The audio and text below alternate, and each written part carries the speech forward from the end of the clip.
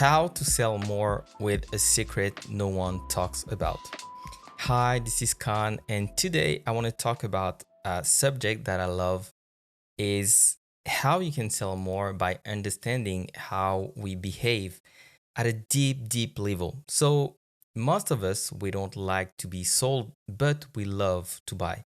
Why is it this way? First of all, you need to understand that we probably 100% of the time buy from survival. What do I mean by that? Well, there are four reasons why we buy, and they all come to one point is survival. And it's not really our logical brain, it's like our reptilian mind brain that does the that makes this choice. So the four things, and if you understand that, you will understand pretty much everything about selling. First reason is status. Why status? Because if you have a good status in a group, you will be served, you will be fed, and you will survive. Another reason is health. So I don't have to describe why it survival is tied to health. Another reason is resources. So having more resources, be it like money or time, or it can be relationship with others or with yourself. Why? Same thing. Like if you have a good relationship with a group of people, you will be considered as important and you will be not left behind. So all of those reasons are the core reasons why we buy something. And you may not understand this, and you may think, well, what I do, like I do marketing, in which way is it helping my clients with their health or resources or status? Well, you get to decide which one comes first. But if you're good at marketing, if you're good at branding, you're helping your clients with their status. The way they're perceived by their audience is obviously like more impactful. If you're helping them with their business, maybe it's money. And sometimes it's pretty much everything, but just at different scales. So for me, I would say that I help my clients with their resources. They make more money with the status. They are like recognized in their market. I help them with relationship first with their audience, but also with their kids because they have more time. So they can spend more time with their kids and also their health. And I would say like mental health because they can work in a way that is not exhausting. So you could like possibly, well, talk about all those four subjects, but one might be more important than others. If you understand that, then it's way easier to sell. And most people, they just like spend so much time on details. They say, well, my coaching is 2 weeks and we're gonna do like a hypnosis, and you get like X amount of hours, X amount of videos in a platform, and it's on Zoom and blah blah, and all of this. There are just details, and people don't want details at first. What they want is the journey. What does it look like? The destination. How many steps? So when you sell, selling is actually very simple once you know your ideal customer. And knowing your ideal customer makes you ask the right questions. But all you need to know about selling is there's one first step is the present state. So it's present. Okay. Um, then it's future. So where are they? Where do they want to be? Then it's make them realize the gap. And then it's just the gap is like from where they are to where they want to be. How far are they? how hard is it to get there, how many obstacles, which obstacles do they have, and then it's just a matter of, well, I have something that can close the gap, and that is your offer.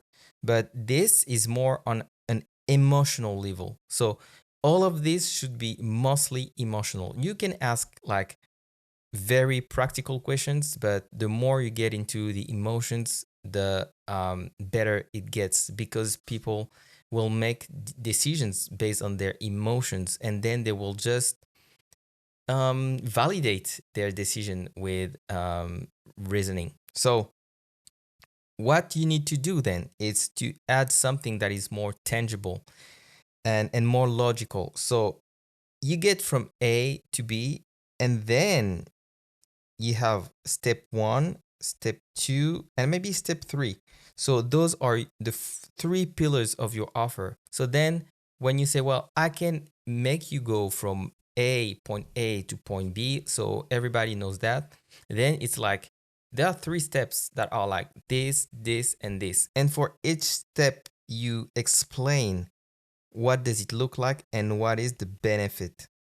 And the benefit should be related to one of those four areas. And let's say you tell the person, well, you will feel at peace with yourself, and then it will just um, ease your relationship with your kids or whatever. So then I'm in the relationship domain. Then you will have more free time. It's the resources, and you will have less stress. It's the health. So once you do that, you just give them what matters the most to them, and then you can get into details only if they ask. So if you're like, you go from point A to point B, then we do like one, two, three. Here are those benefits, and here is what it will do for you. Then you're like, do you have any question? And they will ask only the question that matter to them. And the worst thing you could do is to list everything like blah blah blah blah blah blah, because you're selling high ticket and you're so afraid that they will not perceive the value that you just vomit everything. And this is so bad. It is so bad, because what it ends up doing, it's the total opposite. They will feel like, oh, I'm paying for all those things that I don't need, because they know what they need, but they know what they want, but they don't know what they need. And they might be conscious that they probably need those two things. But then when you're listing 10 other things, they're like, oh, this is the reason why it's so expensive. It's because I'm paying for all this nonsense, all those things that I don't need, all those things that I already know about. While if you don't do that, and if you just let them come with their own questions, and maybe they don't have any question, they're like, no, this is pretty clear. Cool. I will just sell you that. I don't need to tell you more than that. And maybe they will have some questions. Well, is it on Zoom? Is it like, do we have in-person events and stuff? Then you just answer those questions. Yes, and this is how it works. No, but here is why. And some people sometimes they ask me, well, will you help me build a website? Because for me that's important. I say absolutely not. Why? Because most of our clients who are well above like a six figure in their business don't even need a website. So for now, you don't need a website, and at some point you will create one, but that's not your main focus should not be on creating a website. You should have a funnel, yes, but you don't need a website. And then it will probably make sense to them. But if I tell them like, you'll do this, you'll do that, and blah blah, I'm just losing them. So just to sum it up, don't forget about this. And this is probably the most important thing you can think about when it comes to selling. If you know your ideal customer, you just have to think, what do I help them with that is important to them? This is the value. This is the perceived value. You don't get to choose what is valuable. Our brain does. And our brain thinks that what is valuable is are all those things that help us with our survival. This is at the like the deep level, something we're not even aware of. But then, like consciously, we have some needs, and this is what you will extract from the conversation on the call. And if you don't get to have someone on the phone, you can still talk about those things that are important. And I see so many sales pages that talk about only like trivial stuff that are not so important, like small details. Keep the details for after. And if you sell by phone, don't even put the details on your sales page, because those details they need to get will probably what will bring them to the sales call. So I hope it's gonna help you. Remember, it's very easy as long as you have those meaningful conversations. um, Talk about what are they experiencing in their present, maybe like the external impacts of what they're experiencing, of their problems, the internal impacts, and this is how you get to the emotional stuff. Talk about what's internal and then what they need, where they want to go. External, internal, like how will you feel when that happens? How will it improve the relationship with your kids? um all those things that do matter. Because remember, especially if you work with entrepreneurs, most people don't talk about those stuff with other people, and you are creating like a sacred space where they can just like speak, be seen, be heard, and that is so powerful. And it is even more powerful when you're not overdoing it, when you're not talking all the time, and when you listen to them. You actually listen to them. You There's so much power in pausing, in not talking, and that's something I needed to learn because I'm one of those people who speak a lot. So I needed to learn that, and it makes a huge difference. When I started to implement that, I went from 30 something ish conversion rate to 80%. Of course, I haven't maintained that. And for me, that was not healthy to maintain that for so long. Why?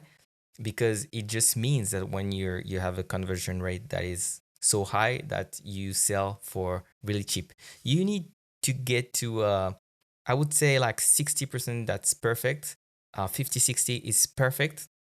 It's because it's the sweet spot where there's enough friction, but not too much.